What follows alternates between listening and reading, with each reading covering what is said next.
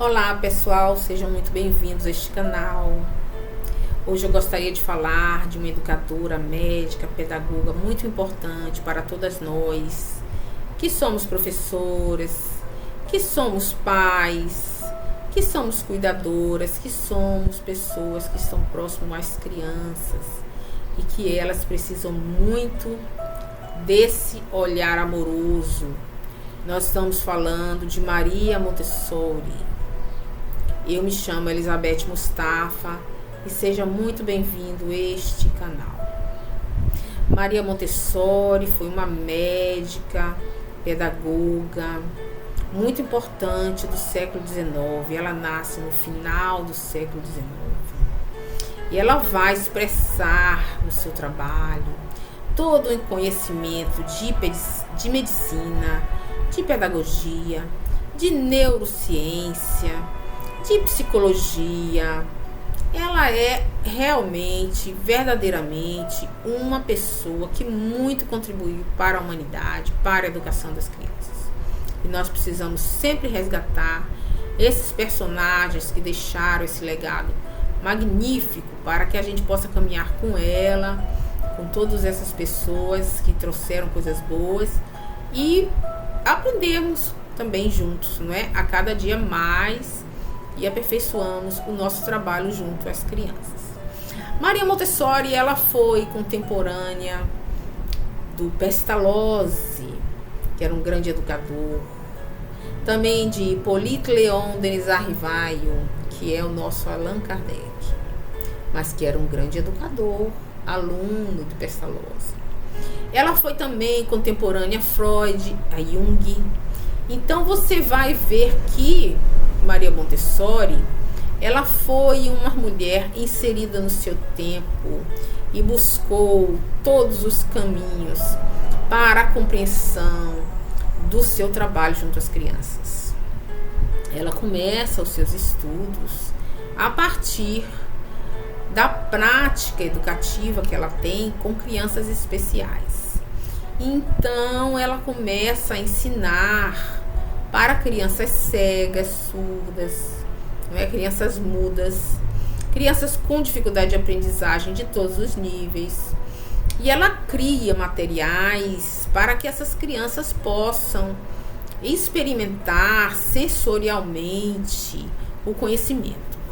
E a partir desses estudos com crianças especiais, ela desenvolve toda uma metodologia de educação que deixa esse legado para nós. Se você for numa escola montessoriana e entrar na sala de aula da escola montessoriana, você vai observar que não é uma sala de aula igual a todas as outras que você vê. Numa sala de aula montessoriana, quando você entra, você observa que é ampla, iluminada, arejada, que o mobiliário é adequado à faixa etária de cada criança. Você vai observar que existem estantes dispostas na escola, na sala, e cada estante com um nomezinho ali, estante de matemática, de linguagem, de ciências naturais, ciências sociais. E nessas estantes baixinhas que ficam próximo à parede, todas espalhadas nos seus cantinhos bem elaborados, harmoniosamente elaborados, você vai observar que existe vários materiais em bandejas, materiais que parecem brinquedos, mas são materiais de estudo, são materiais sensoriais, que facilitam a compreensão da matemática, que facilitam a compreensão de cada ciência, que estão ali os joguinhos, joguinhos entre aspas, porque a gente não pode chamar de joguinhos, são materiais de estudo, são materiais científicos para as crianças da primeira infância. E existe também uma linha no chão, como se fosse um círculo no chão, delimitando o espaço. Existe nos cantinhos das estantes alguns tapetes que as crianças vão poder colocar no chão para que em cima desse tapete seja utilizado material concreto, não pode espalhar pela sala inteira, dando uma harmonia, sinalizando para que exista uma disciplina bem delimitada, existe uma organização para que as crianças possam se acostumar com a disciplina, com a ordem, com a harmonia. E isso ir aos poucos sendo incorporado à vida e o cotidiano das crianças. Então, Maria Montessori, ela desenvolve uma metodologia que vai sendo trabalhada desde a primeira infância. Ela tem um livro muito importante que se chama Mente Absolvente. Veja só que nome, não é? Que ela fala que na primeira infância a criança tem uma mente tão poderosa de aquisição do conhecimento, que é uma fase que ela vai aprender as coisas com muito mais velocidade e detalhes do que uma criança maior, do que uma criança de mais de 3 anos.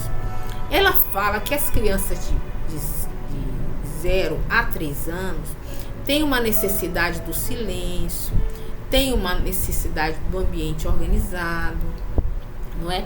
Uma necessidade de ter uma disciplina na rotina, e que todos esses fatores juntos vão fazer com que a criança aprenda com saúde, de forma saudável, e que ela seja uma pessoa equilibrada, em paz e tranquila. Então, ela aponta para nós a necessidade de sermos pessoas que contribuem para esse desenvolvimento saudável da criança na primeira infância. E é por isso que nós, estudando Maria Montessori, vamos poder nos movimentar dentro dessa questão da aprendizagem infantil com muito mais tranquilidade, porque ela dá um verdadeiro norte para todos nós. Então, pais, professores, estudem o trabalho de Maria Montessori, visitem uma escola montessoriana, conversem com as professoras, não é? Que é preciso a gente compreender como essa criança apreende o significado dos conteúdos apresentados. Maria Montessori nos reporta também a fazer uma reflexão sobre a aprendizagem deve ser cognitiva, não é? A nível físico, de aquisição dos conhecimentos, mas também deve-se perceber e deve-se respeitar o estado emocional daquela criança. Então, ela dá 2 frentes de aprendizagem: a aprendizagem cognitiva e a aprendizagem emocional. Ela traz isso como norte de reflexão, porque antes de Maria Montessori, as crianças eram vistas como mini adultos, ou seja, as pessoas achavam que a criança tem que agir como um adulto, mas Maria Montessori não, percebe que são as fases de aprendizagem e que ela aos poucos vai adquirindo os conhecimentos de forma tranquila. Isso mostra também que a gente não pode violentar as crianças nessa fase. Ela tem um exemplo muito interessante. Ela fala o seguinte: quando nós aprendemos a língua materna, nós estamos na primeira infância, no estado de mente absolvente. Isso quer dizer que qualquer outra língua que você venha a aprender no futuro, nenhuma dessas outras línguas você vai falar melhor do que aquela língua materna que você aprendeu na primeira infância. Mostrando aí como que na primeira infância é tudo muito mais rapidamente, muito mais perfeitamente absorvido por essa criança. Então, o cuidado da educação que devemos ter na primeira infância é muito mais do que pensamos, porque essa criança vai perceber não só de forma mental, como também emocional. A criança percebe de forma emocional. A criança pequenininha, ela não tem uma mente concreta, ela não tem a mesma capacidade de abstração de um adulto. Então, Maria Montessori desenvolve o material sensorial, que são os materiais concretos, para que através dos sentidos, do tato, da audição, do olfato, do paladar, da visão, a criança se aproprie, porque ela sabe que nessa primeira infância esses sentidos estão aguçados. E é por isso que ela desenvolve material concreto. É por isso que dentro da sala de aula ela vai desenvolver ali um material dourado, que são pecinhas pequenininhas, a unidade, um quadradinho, 10 unidades coladinhas, uma dezena, e ela vai desenvolver esse material dourado. É o material mais importante e mais conhecido que Maria Montessori desenvolveu e que mesmo em escolas não montessorianas são utilizadas para fazer as operações matemáticas em material concreto, que ela fez primeiramente com contas douradas e que hoje nós transformamos em materiais de madeira, entendeu? Esses materiais, eles estão disponíveis nas escolas e logo que eu puder para trazer para vocês, eu vou mostrá-los para que vocês possam perceber como são lúdicos, como são bem construídos e como são feitos de forma que a compreensão filosófica, a compreensão da essência do conteúdo de cada disciplina é colocado ali de forma concreta, de uma forma genial.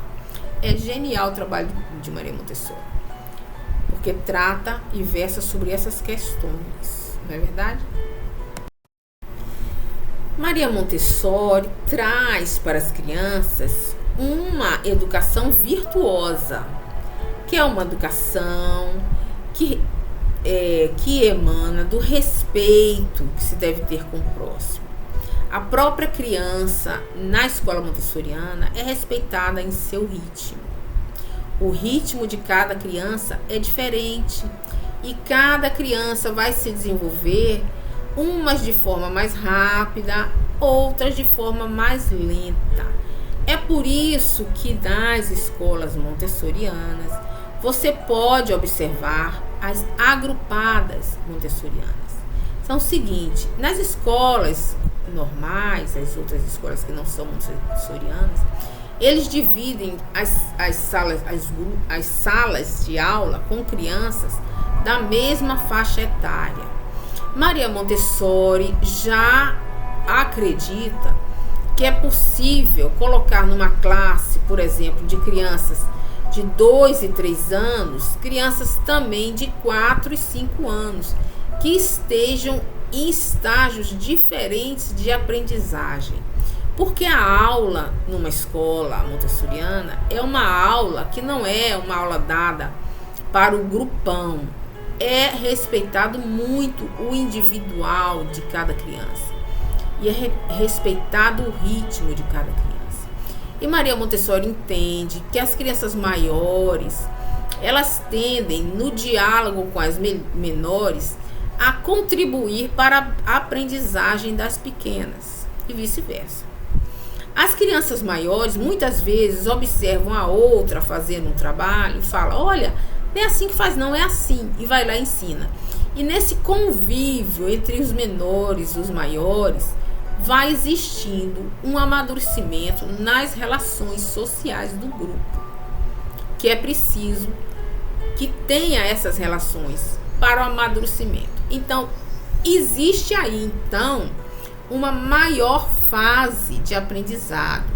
Numa agrupada montessoriana, a criança começa em um ano letivo e só vai terminar no segundo seguinte. Então, não é todo ano que ela troca de classe.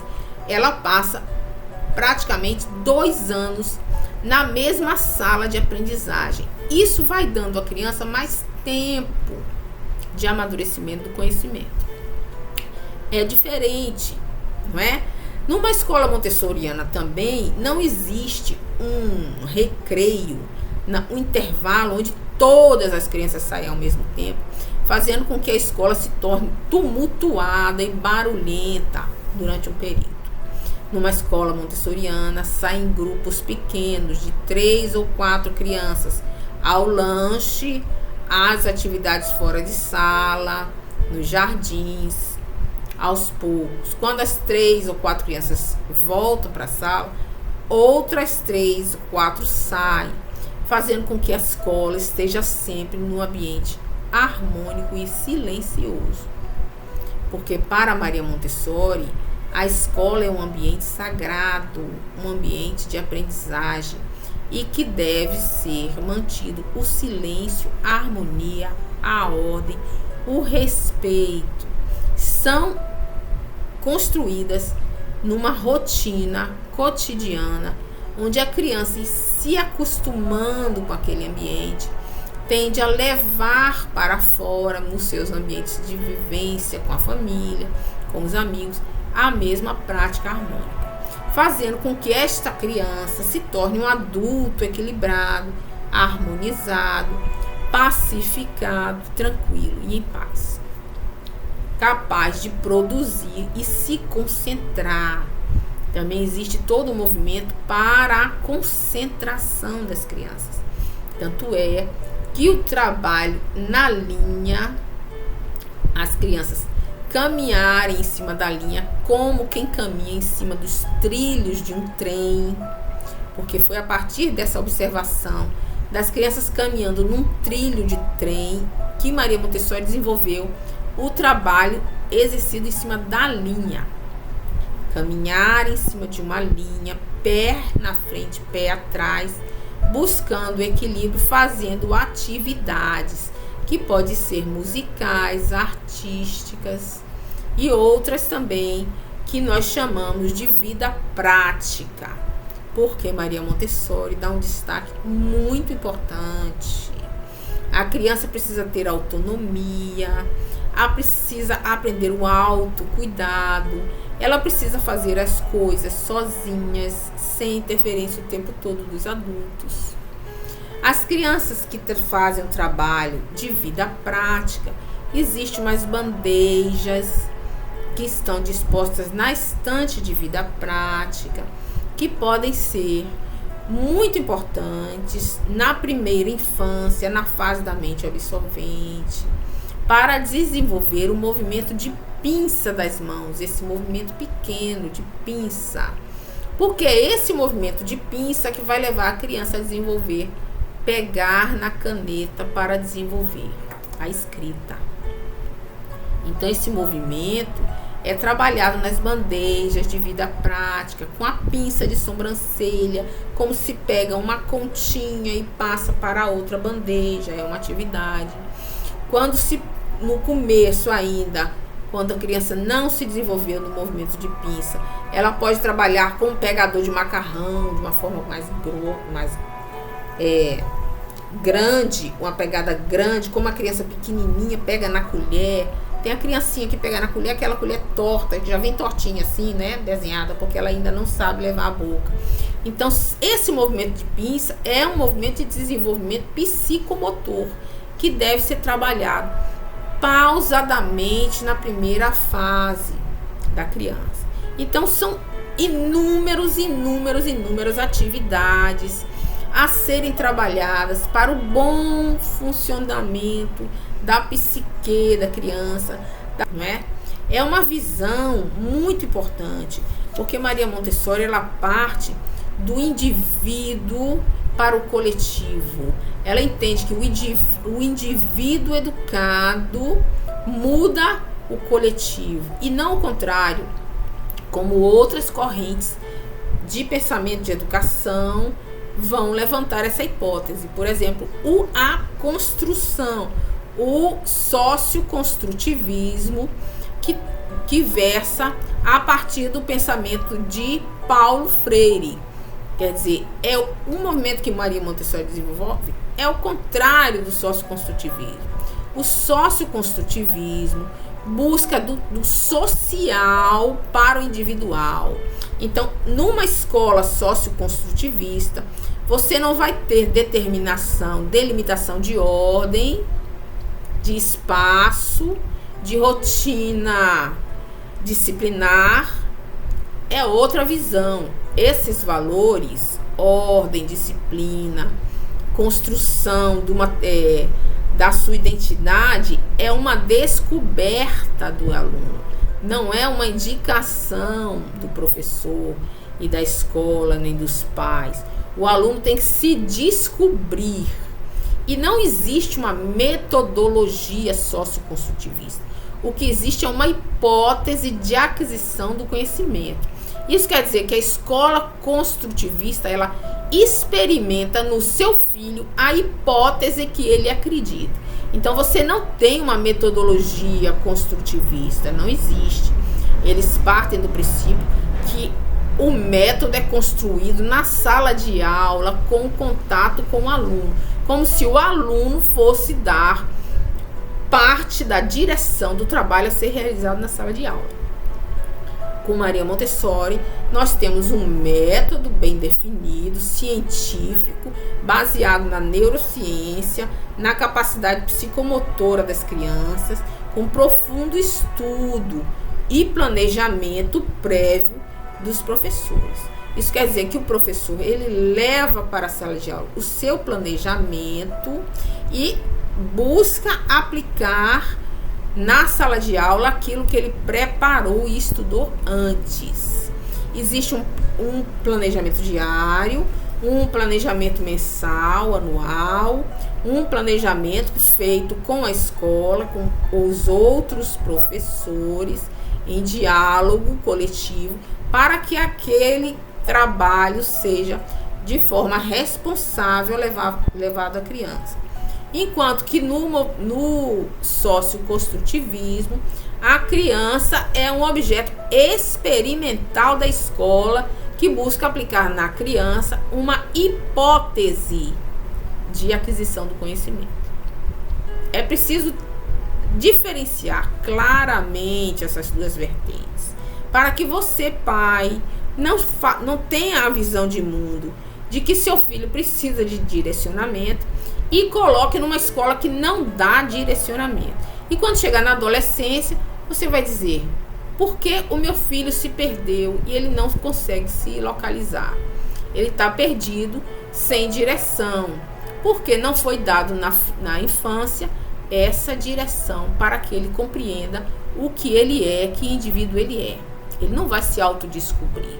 Na minha visão, na visão espírita, é preciso que os pais, os educadores, sejam uns auxiliares dessa evolução que a criança vai galgar. Não é uma imposição, não é uma força que seja prejudicial na medida que se dá disciplina e ordem. É uma atitude constante de observação e que existe uma ordem, porque nós espíritas compreendemos que a ordem no universo, ela é perfeita e harmônica, e como tal, nós, ainda imperfeitos, estamos em processo de descobrir-nos partícipes dessa ordem cósmica. Enquanto partícipes, precisamos nos localizar como seres que contribuem para essa harmonia, para essa ordem, mantendo uma disciplina e principalmente transformando vícios em virtudes. Eis aí a síntese do autoconhecimento, a síntese da reforma íntima, cada dia se tornando melhor. Hoje, melhor do que ontem, e amanhã melhor do que somos hoje. Essa é a percepção espírita da aprendizagem. Por isso que eu trago Maria Montessori para que a gente possa refletir. Porque eu vejo em Maria Montessori o cerne, a semente, a direção para essa veia, essa compreensão de que nós somos seres em evolução. Segundo o Espiritismo, nós somos esses seres em evolução. E a maior pedagogia que nós observamos sempre desde os primórdios da humanidade, desde o mundo começou a se compreender como ser pensante, não é? Desde lá de Sócrates, Platão, Aristóteles, nós vamos ter o maior entre eles, que é Jesus, que nos traz essa percepção de que somos seres espirituais e que nós temos a eternidade para aprender. Só que essa eternidade, ela está aqui agora, nesse aprendizado, que é constante e infinito. Como Jesus nos traz: sede perfeitos, assim como o nosso Pai que estás nos céus. Nós não seremos perfeitos como Deus, porque Ele é absoluto. Mas a nossa perfeição relativa caminha para essa trajetória de perfeição. E é por isso que nós entendemos que a educação se dá a nível físico, cognitivo, psíquico, emocional e moral e espiritual. Essa é a proposta da educação integral. É a educação que é uma educação que versa pelo ser humano integral, completo, não fragmentado. Quando a gente vai para a universidade e a gente trabalha só a questão do conhecimento intelectual, sem se importar com o emocional e sem se importar com o espiritual, nós estamos trabalhando de forma fragmentada, porque o ser humano, ele é complexo, ele é físico, ele é psíquico e ele é espiritual, não é? Nós somos corpo físico, nós somos corpo astral e nós somos espírito, cópia, não é? A semelhança de Deus.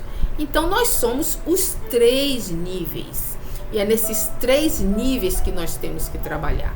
Aqui Maria Montessori traz o nível cognitivo muito forte, o emocional muito latente e o espiritual sutilmente, quando ela traz a harmonização, o silêncio, quando ela traz a necessidade do respeito ao próximo, do limite. Ela está trazendo o espiritual, não é? Ainda que não seja um conhecimento espiritual que nós temos hoje no 3º milênio, porque já está posto. A doutrina espírita, ela já traz esse conhecimento pleno. Os livros, os trabalhos de Kardec, de Leon Denis, do professor Pietro Baldi, de tantos outros que trazem aqui, a obra de Emmanuel, de André Luiz, não é? De tantos outros, toda a obra subsidiária de Chico Xavier, que vai trazer um manancial de conhecimento espiritual que precisa ser plantado nas universidades.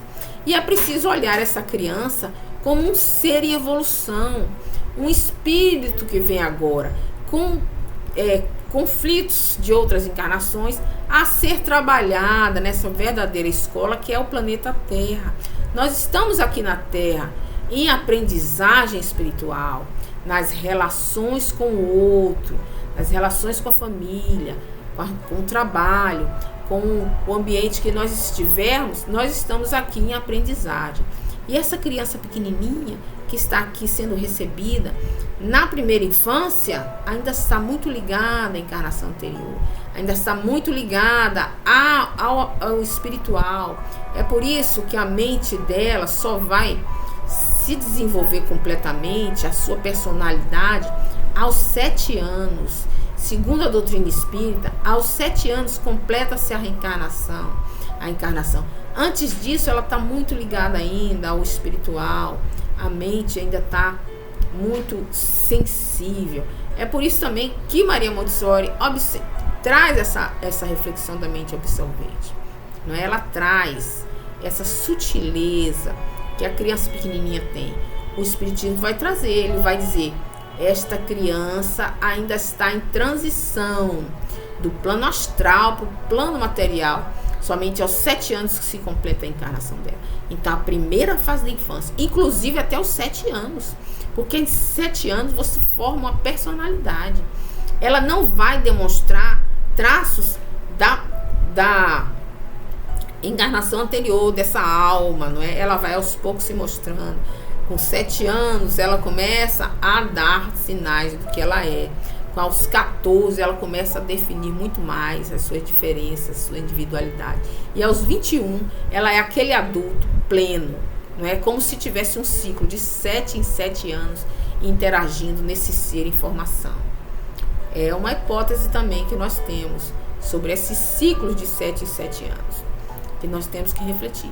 Então, todos esses estudos que trazemos, essa reflexão, a partir do trabalho de Maria Montessori, a partir da educação integral que o Espiritismo agora traz para nós, com esse conhecimento profundo, é que nós vamos crescer e aprender cada dia mais quem somos nós e como podemos ajudar nossos alunos, nossos filhos, nessa caminhada evolutiva da qual todos estamos inseridos. Vamos refletir sobre isso. Maria Montessori traz um manancial de conhecimento. Vamos trazer para a nossa escola, para a nossa comunidade que estuda ali também a pedagogia, a forma de ensinar as crianças, aos pais. Eu recomendo buscar compreender as metodologias da escola, para que essa metodologia esteja de acordo com aquilo que você acredita, pai. Porque educar é passar para os filhos o que nós acreditamos. E cada família sabe qual o caminho melhor a seguir. Eu espero que vocês tenham curtido esse vídeo, que tenha sido contributivo e que deixe aí o seu like, os seus comentários.